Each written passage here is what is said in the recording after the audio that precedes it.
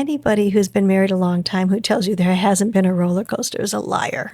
Absolutely. And I think that's the thing, that if you are grounded as friends, which you two clearly had the blessing of, that makes the difference. And sometimes that friendship will be enough to get you over the tough times, and sometimes it won't. But in the absence of it, it's going to wither very quickly. Hello, everyone. Thank you so much for joining another episode of Life Empowered Living. Welcome to the living room. Welcome my amazing guest, Ginny Finn. She is someone that I have found to be a mentor, a coach, a colleague, and just a beautiful human being. So welcome, and thank you so much for joining. Thank you so much, Celeste. And every one of those words goes right back at you. Oh, you're so kind. And that's actually my first question. And as we've been waiting to kind of get online, we've just been talking about a lot of things. But before we even get into those things, what I wanted to ask you about, reflecting on how we first met, is the kindness that you have. Like, there is a authenticity to you. There is a level of genuineness that you just carry every interaction. How did you get there? How did you become this person? I'm a bad actress. I'm just what you get. I don't have any. If you want to become a rich person, you want to play poker with me. Mm-hmm. I can't fake it. Now that doesn't mean my mother hasn't encouraged manners. Mm-hmm. And it's very generous of you to refer to me as kind, because I do try. Mm-hmm. But obviously everybody's human, and that's not necessarily my go-to thing. But I think if you are working at it, mm-hmm. you can recognize when you make a mistake and own it. Mm-hmm. And I think that's the difference. I have learned, because of my own missteps, the power of a genuine apology, as opposed to, oh, if you were offended, I'm apologize. Like there's 14 conditions. No, I apologize. And it reminds me of when I was a kid, your mother would be scolding you. Well, of course not you. You were the perfect child, right? Absolutely. But my mother said, you hurt Susie's feelings. And of course, defense is, well, I didn't mean to. It was an accident. And she'd say, I'm glad you didn't do it on purpose. You still did it. Mm-hmm. And so that, I think, is really those childhood lessons. Mm-hmm. So I'm very grateful that you've labeled me kind, but I do have to work at it. It's, just do your best every day. Well, and I appreciate you even saying that. One of the things that I've been really just spending time reflecting on is intentionality. Right. And so your kindness, you work on every day. And even the example that you gave, that you hurt Susie's feelings, whether you intended to or not, it did not change the outcome. And so our self-awareness and our willingness to own up to the fact that we did a thing, whether we intended to or not, and taking responsibility for that. Now, I love that. But then on the other side of it, you think about the, what do they call it? The consolation trophies, where you didn't earn it, you didn't intend, but you get this consolation prize anyway. Do you subscribe to that? It's so odd that you ask, because I have gotten many consolation prizes, but because they've turned out to be so positive, the last thing I think of them is consolation.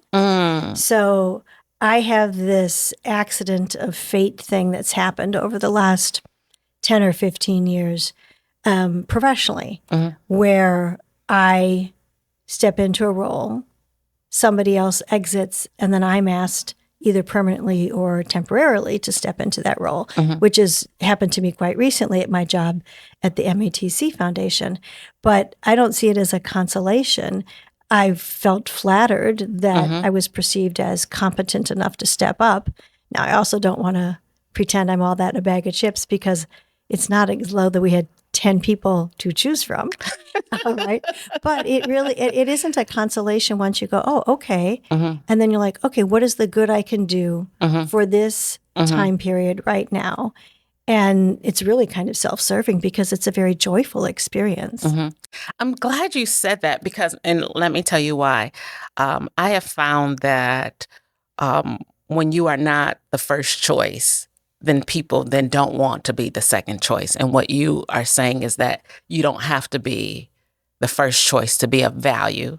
and to do something fulfilling and to really be something positive and amazing. It doesn't have to be the first option.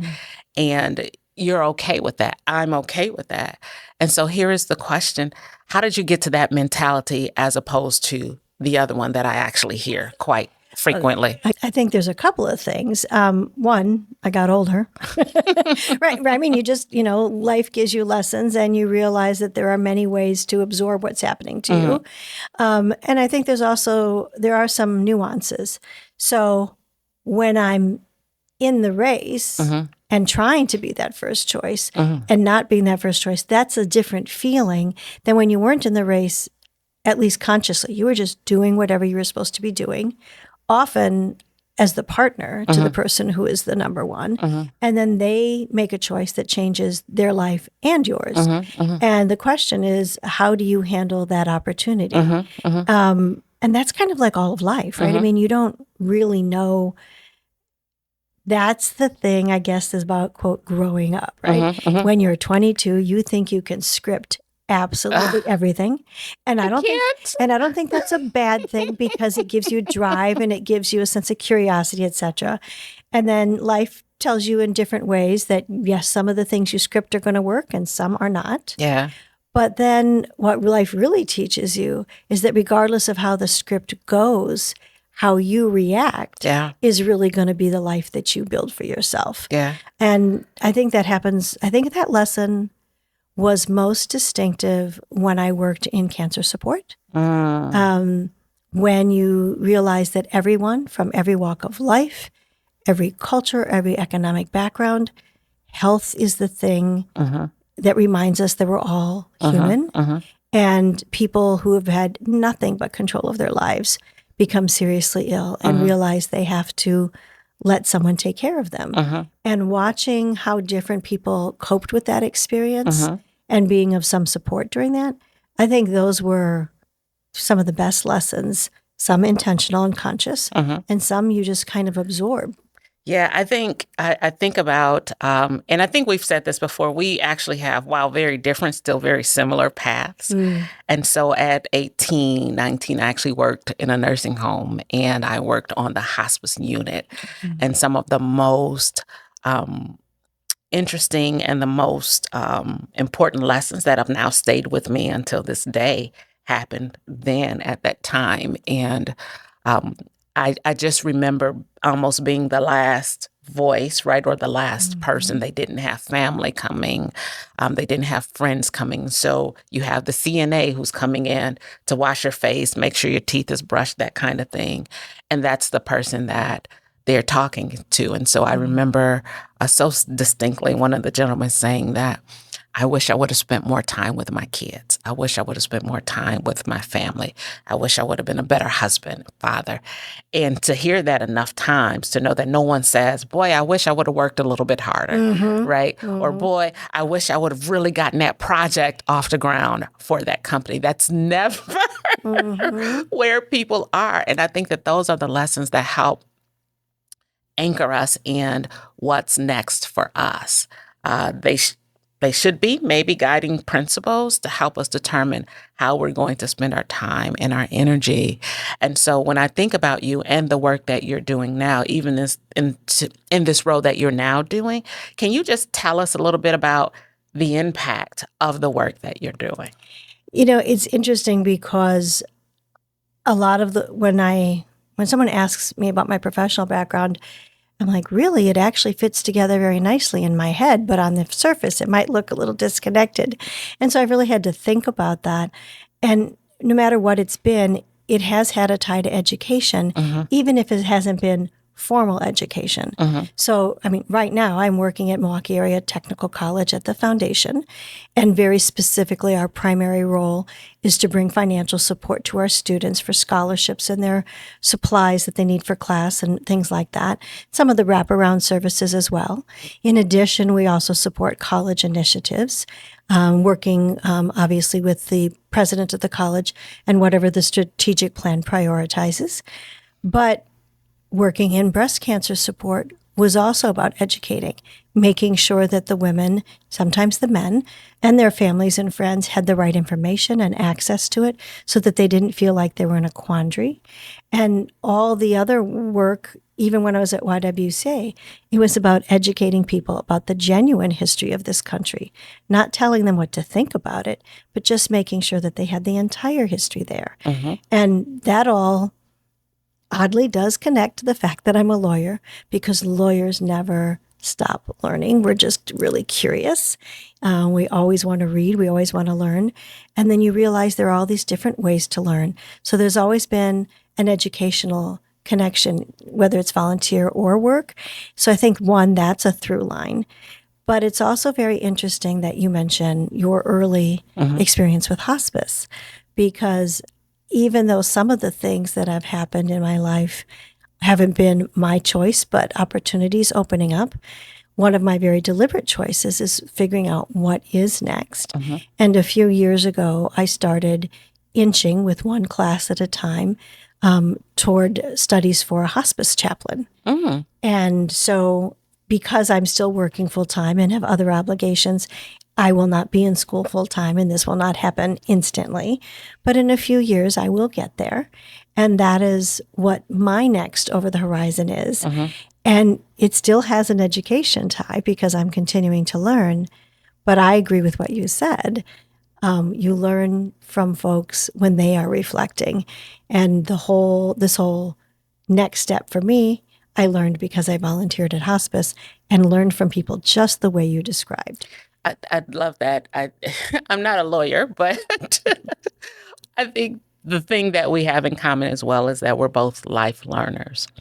And now, if I were just to spin you to where you are today and had you look back, what's something that you now know that if you could tell your younger self, you would? What would that be? Well, the practical thing is they're not kidding about exercise. And I don't mean that facetiously, and I don't mean that about body beautiful. I mean, do your stretching.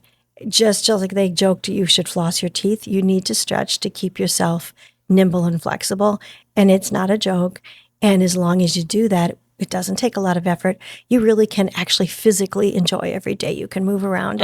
And I think the fact that I started taking that seriously about 20 years ago has really paid off. Now, a more serious conversation. What could I tell my younger self? 37th and Lloyd was a great place to grow up, despite the fact that it wasn't a perfect place to grow up. And you are going to be more prepared for life than most adults that you meet. Dig into that. So, I mean, it won't mean much, I suppose, to anybody who isn't from Metro Milwaukee, but I'm of an age that 37th and Lloyd, way back in the day, was one of the handful of places in Milwaukee that was relatively integrated. You know, Milwaukee is so segregated, and certainly was even more so then. But this was just had to be a neighborhood because it was apparently transitioning. What did I know as a kid? You had folks from all over, including a couple of Cuban families, because this was just 10 years or so after the Cuban Missile Crisis. So you had refugees, I don't know if that's the right word, but people who had come here to escape that situation. And, you know, you're just kids and you just play in the neighborhood, etc. But of course, the adults were having different conversations. And so it was clearly in the 70s and 80s was the height of white flight in Metro Milwaukee and certainly other communities. And I remember many a night, especially in the summer, when there'd be a knock at the door and my father would get up and you could hear raised voices and he'd come back to the table. And when I got older, maybe a year or two, I was probably junior high by the time my parents started telling me what was going on. These were always men. It was the 70s and 80s, men at the table telling my father that he needed to sell the house because Black people were moving in, and that was going to change the values of the property. And of course, now, decades later, we know that this was a concerted effort between real estate agents, banks, and insurance companies. But what ended up happening is that we had a parish priest who apparently sat down the families, including my parents, and said, "Please don't leave." And I didn't understand any of this till later on when it was explained to me. And even then I was still a kid, so I'm sure I didn't understand all the nuances. We had been looking for a new house. We were 6 kids in a small house. And my parents, we lived near Washington Park, and they were simply looking on the other side of Washington Park because there were more single-family homes on that side, whereas the architecture on our side of Washington Park had a lot of duplexes. And so there just were more choices over there. And suddenly we weren't looking over there anymore. We were only looking immediately in our neighborhood. And when we did move, we moved 2 whole blocks. And I never knew why until I got older. And my parents and these other families just said, enough, we're not doing this. This is not a Christ-centered response. And in some ways, people would say the price they paid. Of course, when crack came to the city, it devastated that neighborhood and other neighborhoods, not just that neighborhood. And it was also on the south side, which was still segregated. So that was a devastating epidemic that just tore the city apart. But when my parents moved, we moved them to a smaller home. They couldn't do stairs anymore, which is the only reason they were willing to move. There were so many families still there, grandmas and grandpas still there 30 years later. And it was the kids I grew up with. And I know those who looked down on me. It's like, you're from where? I learned so many lessons just by absorbing it, that people are people, that your economics doesn't have anything to do with your quality of being a human being. Your character, all that stuff. And also that you can overcome and get around and sometimes even defeat concerted efforts to do wrong. Mm-hmm. And I think that's a really important thing to understand, because nothing in life is a straight line. We're living through very complex times now, but I think our headlines are about the painful complexities.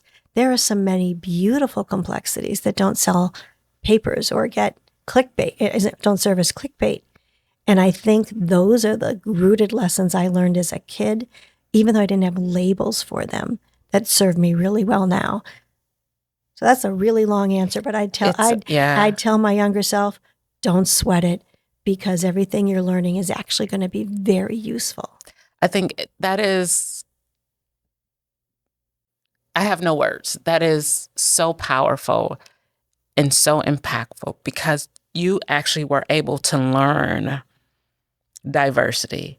You were able to learn how to work and build relationships and friendships and play and interact with people before there was a course, right? And as children, you don't think of that. You're just playing with the kid next door. Exactly. And, it doesn't mean we aren't diverse, whether it's culture or race or point of view. I mean, it's so funny. I used to laugh when I went away to college. It was really I realized, oh my gosh, I grew up in a subculture of Catholicism. Not that all the neighbors were Catholic, but I went to Catholic school. Most of the kids were Catholic. And you don't realize that that's a particular lens on the world until you're opened up. And they're like, oh, doesn't mean that lens is wrong. It just means that there's a kaleidoscope of lenses that we've been given. Yeah. And being able to be exposed to more than one is really fascinating. Absolutely. And so, at today's age, I'm able to really lean into that by travel, right? Just going to different communities, going to different events, going to different countries. You can see we are all living however way we're living, and we are trying to do the best that we can. We were in Chicago over the past weekend, and we went out to this restaurant, and it was this little kid. He couldn't have been no more than 7 or 8, right? And he's walking around selling candy bars, Kit Kats, and all of that. And I just thought, how lovely. When I was 7 or 8, I needed to be like on the porch, right? Right here. There was no way in the world I was going anywhere, let alone to sell to strangers. That just wasn't what we did. And so then to watch him, though, a few minutes later, his dad, or there was an adult with him. Yeah, there was somebody watching him, right? And so even the teaching of skill sets at those younger ages, it's so important. And so I'm glad that you learned that lesson. I'm glad you learned it on 37th and Lloyd. I was on 19th and Febres. I was going to say, am I allowed to flip the question? Yeah. Okay, so what would you tell your younger self? What did you learn back in the day that was really cool now? I think it was family. Just the community is probably the better word. It's the community. Like when I grew up, for a short time, I lived with my grandmother because my mother worked second shift. So it was me, my auntie, my cousin, and we were the three amigos into everything. But then we had the block. And so all the parents knew all the kids on the block. And so we all were responsible for each other.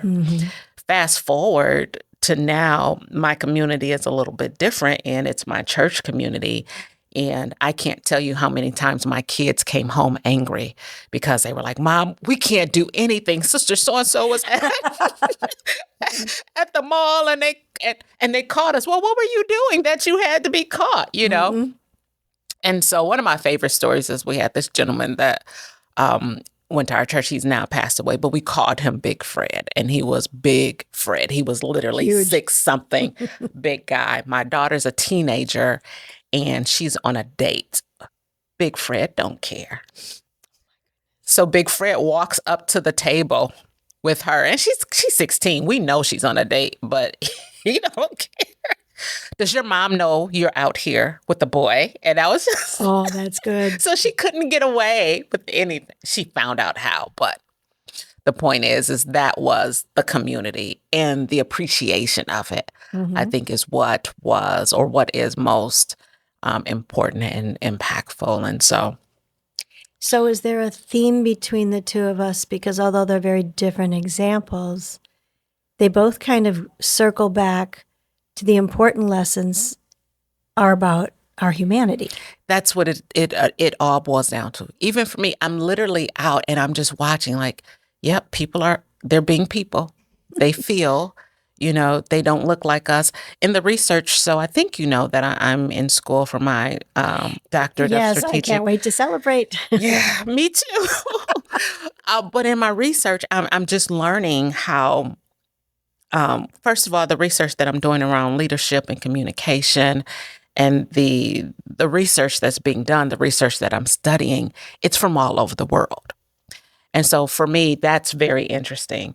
And then the other piece of that is that people want to take care of their families. People want to take care of their loved ones. People want to do well in jobs. People want to elevate in their careers. And so just to see the different perspectives is that we all just want to show up our best possible way. And then the question becomes, are we bottlenecks to that? Are we making it difficult for them, or are we making it easier for others to show up as their best selves? And that's really the long and the short of it, right? Are we being toxic leaders, or are we being supportive, developmental, positive leaders? And so those are the things that we're learning. And I sit here with you because, again, in all of my experiences, I just feel like you carry that of how do we make people better? How do we support one another?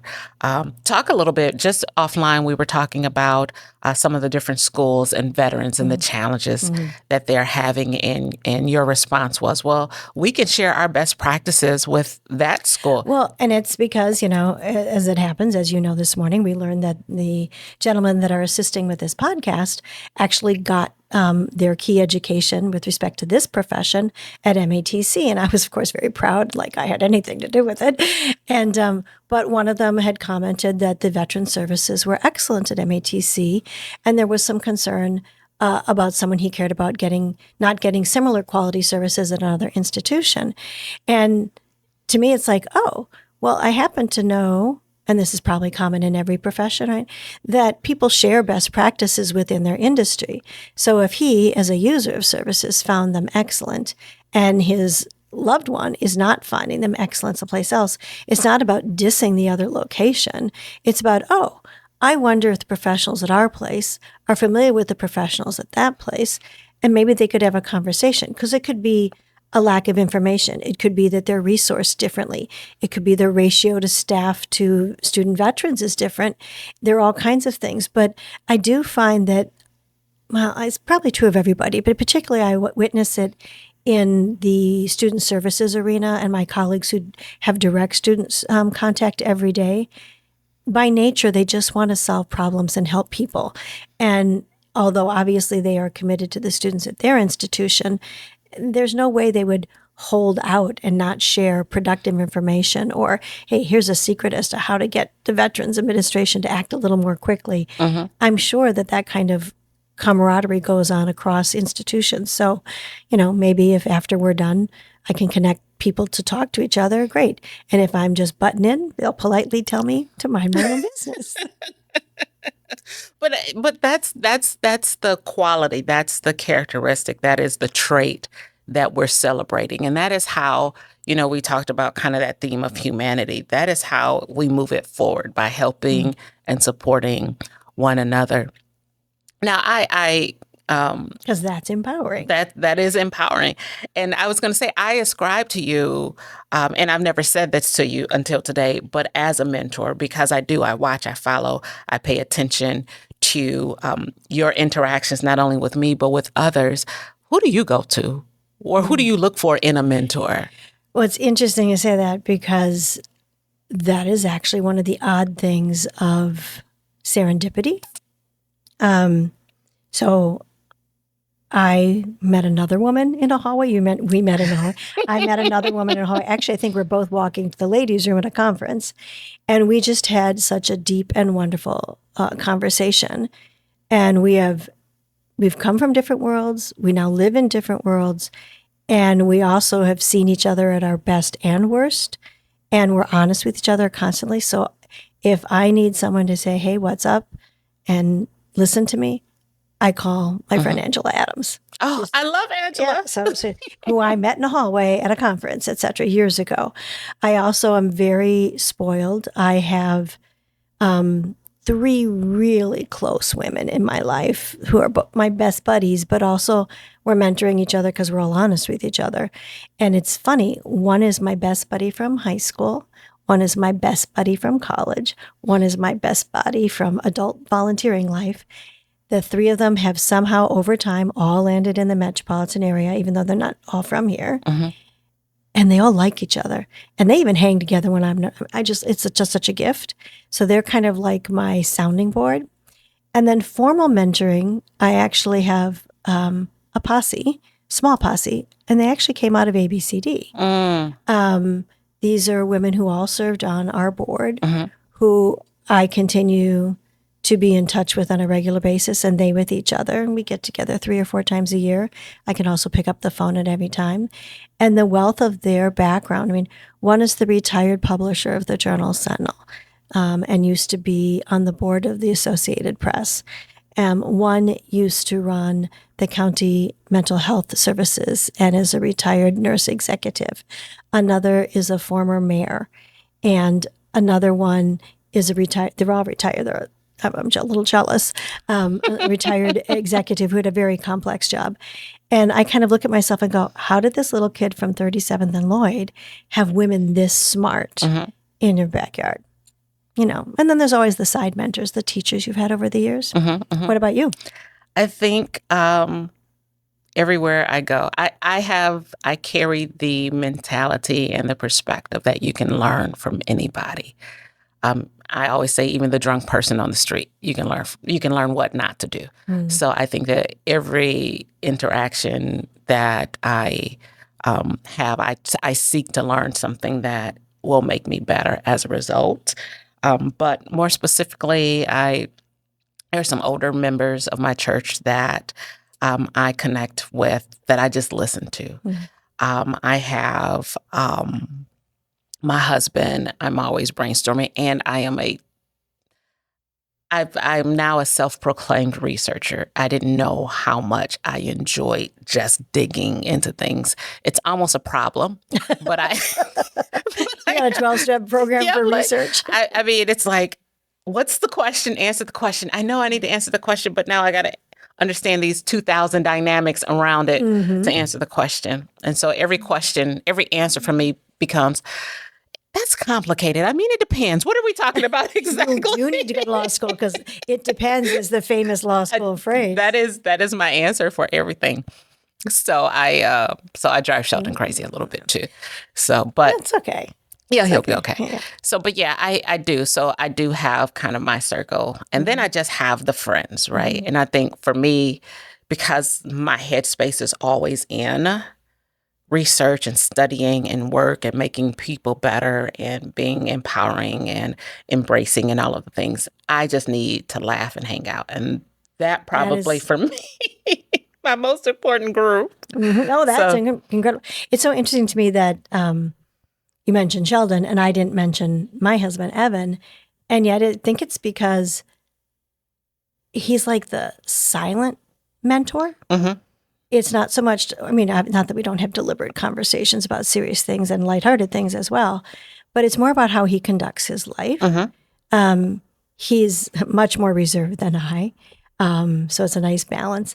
But he is, he's a rock. Mm-hmm. He does what's right before anybody asks him to. Mm-hmm. When he missteps, he really beats himself up and then he gets over it and says, how do I do it better? But he doesn't preach to other people. It's just how he conducts his life.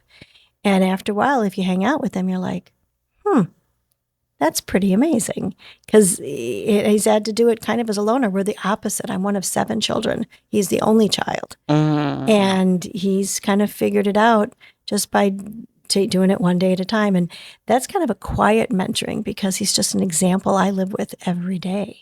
Absolutely. Yeah. And I think Sheldon is a lot like that too. He's a little bit more forward now, but this is after, right? 30 years. He had no choice in the matter. But he definitely is just this giant. He's going to do the work. He's going to show up. He's going to do what's right. And he's just going to kind of drive forward. And there is a confidence that he carries that I'm always like, I need more of that. And so what I have found is I also try to intentionally be around more men because I don't care if they can't do anything, you will never know it. There is just this confidence that Isn't that true? it's just so weird and I love it. And I'm like, I need that. And the thing is I actually can do the thing. Well, isn't that they always say about women is that if you read a job description and a man can do 75% of it, he'll apply. Right. And if a woman can't do 110% of it, she'll put it aside. Exactly. And so I've learned that about myself. And so this journey, as I talk about learning from others is also right about our own self-awareness and what we are learning about ourselves so that we can show up better as well. And so, yeah, he's just amazing to me. But when we think about kind of your journey, and now that we're talking about Evan, what is your love story? Oh, my goodness. Oh, my God. Well, so I guess it's that classic opposite of meet cute where we didn't like each other at all when we first met. So instead of one of those things. So Evan had different majors. So even though we're the same age, he was trying to figure out what he was going to study. And so because of that, he, although we were the same age, he had not graduated yet. So I met him my first year of graduate school when he was finishing his senior year. Luckily for me, one of the things he had investigated was landscape architecture, and the lighting class for landscape architecture was taught by the theater professor. This was all at Purdue. He moved on and went into computers, but he loved lighting. He just found it fascinating, and he loved doing things with his hands. And so he would volunteer to work on all the theater light hangs for the student productions. And so I was a first-year graduate student, and I was a production stage manager. And day 3, I'm in school, and I'm supposed to be supervising a light hang. And it's 7:00 on a Saturday morning. No college student likes that. And the one thing they had drilled into my head as a newbie is that nothing starts before 7 because that's when the insurance kicks in. They have a special rider, so nobody on a ladder or anything till 7:00. So I barely roll out of bed, put sweats on, no makeup, my hair's in a ponytail. I'm really short. Go off to the theater. I look like an 8-year-old. And they're all on ladders, and this man is telling them all what to do. And I'm looking at my watch, and it's 10 to 7. And I was like, what's going on here? And this guy comes down and goes, hi, my name is Evan. I'm the master electrician. Can I help you? And I'm like, yeah, I'm the production stage manager. Get them off those ladders now. And he looked at me, and you could tell he's like, this 8-year-old, what's going on? So that was how we met. I love it. And we knocked heads a little bit that morning, but light hung went fine, and everybody was fine. And then we worked on a couple of shows together, and we were buddies. We were a group of folks that just hung out together. And then 6 weeks before we were both supposed to graduate, he sends me flowers, and we start dating. And so 6 weeks later, we're like, So I go off to my already secured job in Richmond, Virginia, and he goes off to his job in San Francisco. This is before cell phones and all that stuff. So after very expensive phone bills and the reality, one night he's like, look, I have a job in corporate America. I have a nice paycheck. You work in the theater. You need a new contract every 6 months. San Francisco is not exactly a small town. There's got to be something going on here. If we're going to give it a try, I think you should move, not me. Like, oh, how romantic. So I did. And we decided in short order that this was going to be for life. I think my mother decided this was going to be for life. I like Mom. Because I was so broke, I couldn't afford an eye exam, an annual eye exam. And I clearly needed in glasses. So he paid for my eye exam and my glasses. And my mom's like, oh, he's wonderful. He's perfect. You need to marry him. I feel like that was a clear sign. What about you? I think that was a clear sign. Sheldon and I met at 4. Oh, I think you told me that once. Yeah. We met at 4 and 5 elementary school. We reconnected at 15. I don't know if you were there for that part for our 30th. He told the story again, and he's so funny that he remembers the name of the guy I was dating when I ran into him at the mall. And he called his name out. He had it out for this guy. And he was like, and tell so-and-so I won. I was so embarrassed. But nevertheless, 15, we started dating at 15. 17, we're as serious as 17-year-olds can be. 18, he's military. He goes off. I am like, well, maybe this isn't the thing. Anyway, he's gone. I'm here. I'm going to college. This is when I'm supposed to be living my best fun life, whatever that means. And then he kind of said, no, I think we're going to get married and we're going to stay together. And so 17, he said that. 18, we were married. And that was, that's a leap of faith. Yeah, 34 years later. Yeah, usually when I do my conferences, I always say we take risk every single day. Leaving the house, we take risk. And when we marry, we take a risk. We're just living. But I think that is such an important part because I think I've seen so many couples enamored with the idea of getting married. And it doesn't mean you shouldn't be enamored of the idea of getting married. I mean, after all, if you can't say yippee as you walk down the aisle, you are doing the wrong thing. Right. But there needs to be some understanding and seriousness because, I had a girlfriend who was so funny. When I met her, she introduced her 2 children who were 11, 12 years apart.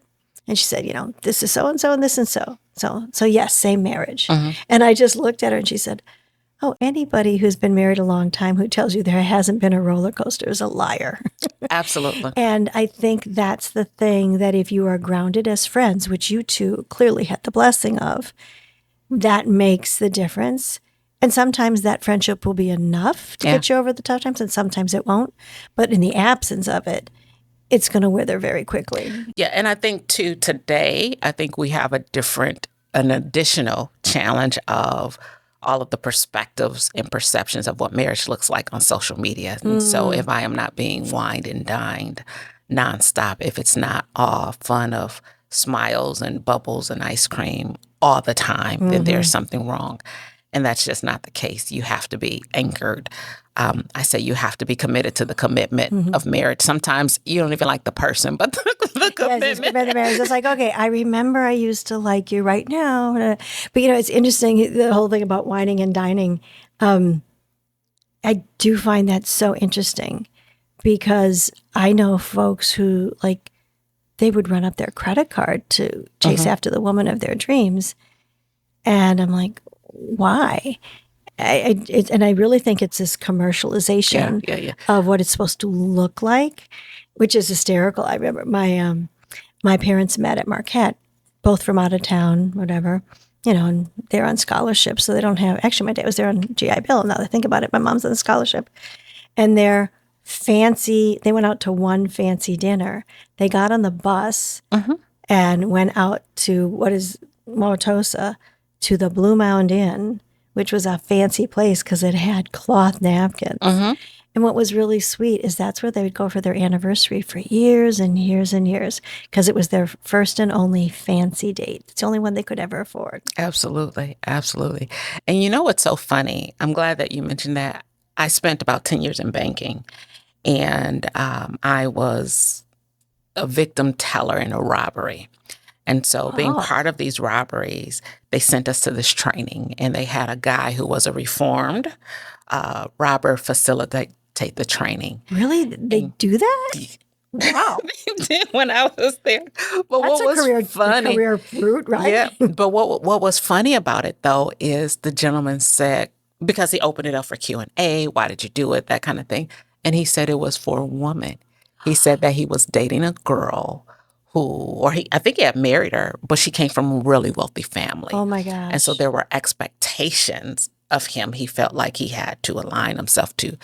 So dude started robbing banks. Oh my goodness. Isn't there couldn't you get a second job on the weekends? Who wants to do that, right? That's a little extreme. So Gosh. But that true story, that was what he learned. That's what he taught me. I always enjoy our time, Ginny. And so let me ask you these last couple of things, and then we'll kind of wrap up here. When you think about embrace, empower, and elevate, what do you think about that for you? I think it's a lot of the themes we've talked about this morning. I think it's embracing is simply being open to the human being you cross paths with today. I mean, even this morning it was delightful to meet the gentleman who run this studio. And then empowering, interestingly enough, I think often when you read, I shouldn't say you because you're reading everything. So often when some of us read, because I'm sure my reading list isn't as deep as yours, leadership's about what you're going to do and be out in front, et cetera. And I really think sometimes empowering is recognizing when it's the right time to step to the side. That doesn't mean you don't take pride in your own work. It doesn't mean that you are always on the side, or that if it's inappropriately and you've been pushed, that's not the same thing. But sometimes, what's the point of sharing your knowledge with your team at work and then not letting them actually use their expertise? What's the point of hiring talented people and then micromanaging them? It's just that. So I think really that empowering is recognizing there is actually a special thrill in going, oh, look what he did, look what she did, which is kind of ridiculous because it's not like I had anything to do with it other than getting out of the way. But that is impactful. So I don't even want that to just move quickly by. Sometimes we have to get out of the way. Absolutely. That's the most important thing. Absolutely. And elevating, that's an interesting one because I think, oddly enough, it's the upside of social media. I do think the ability to compliment people in a public setting, and I do think the ability to toot somebody else's horn or celebrate with them when something happens, that's important. I do think elevating a message in times of danger. I mean, there was that tragic, horrible thing that happened to that little boy a couple of days ago who was snatched right from his house, and it wasn't just the media. Social media was on fire. I mean, I was on there for a second. I'm like, okay, we're taking care of this. Checked it out. It's real. Let's find this little kid. So I think elevating is really recognizing when being loud about something is important, whether it's warning people of danger, expressing joy and congratulations. And you never know when it's going to matter. There's this wonderful woman at church who was recently recognized in the Business Journal's Women of Influence.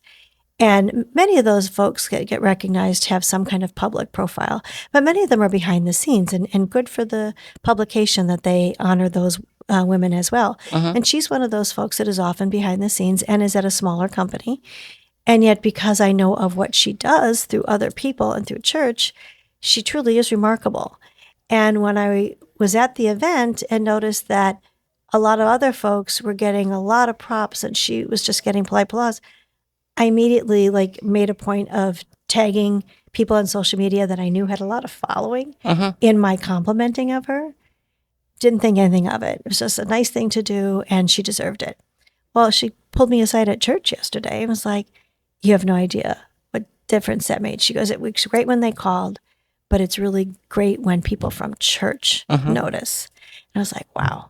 And of course, then I felt like $1 million. So it's kind of one of those things that feeds on itself. Yeah.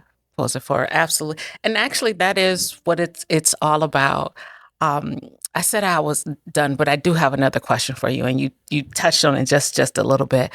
When I look at the vastness of what you do and who you are and the impact, what I see, I said that this was going to be my year of yes. I see you saying yes to opportunity, to people, to support, to caring, to kindness, to all of these just amazing opportunities, not only for you and for people, but how do you say no? It's so interesting you say that, because I have learned to say yes, but later. And I have said no, but often I say no because I'm not really the niche you need, but let me introduce you to somebody. And I think that's easier to do more and more now. One, because now that I'm older, I know folks who are in a place that are like, that's really what they need, is they need this introduction. But there are things you're still excited to say yes to, but you have to admit there's 24 hours in a day, or you're going to do everything an inch deep and a mile wide instead of deep. And as I've gotten older, deep matters more. So, for example, I was asked to volunteer for a particular project that I was really interested in, I really cared about, but is going to go on for a couple of years. And I simply said, the timing right now with something I'm juggling, my mom is 91, I can't be fully vested. And not only do you deserve that, but that's even why I'm interested, because I want to be fully vested. May we have this conversation in 6 months? And they said, sure. Now, who knows if they'll actually talk about it in 6 months with me. But it made me feel, one, I wasn't just turning my back on someone. Right. And two, I was being honest about the other things on my plate. And that's a lesson that's been hard for me to learn. So your whole point, when things are wonderful and you're enthusiastic about it, it's easy to say yes. And then you're like, oops. And the next thing you know, you're burning the midnight oil, which kind of works when you're 25, but doesn't Not work. at this age, yeah. Doesn't work after 45, that's for sure. You are right about that. Ginny, thank you. Thank you. I can't you. believe it went so quickly. But you're so amazing. I'm sure.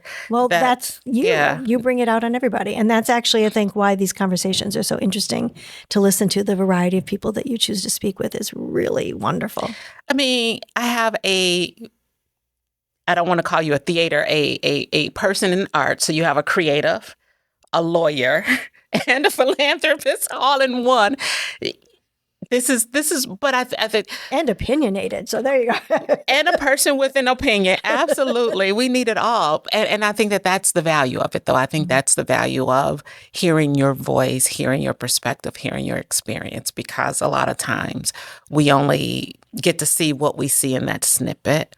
And there's a totality that shapes you, and what you've given us will further shape us. And so thank you. I'm just so honored and privileged again that you would even take the time out to do it. As am I. Thank you so much for this morning. It's been a great way to start the week. Yes, we're going to have a great week. So thank you all as well for joining. And please remember, live life empowered. Take care. Goodbye.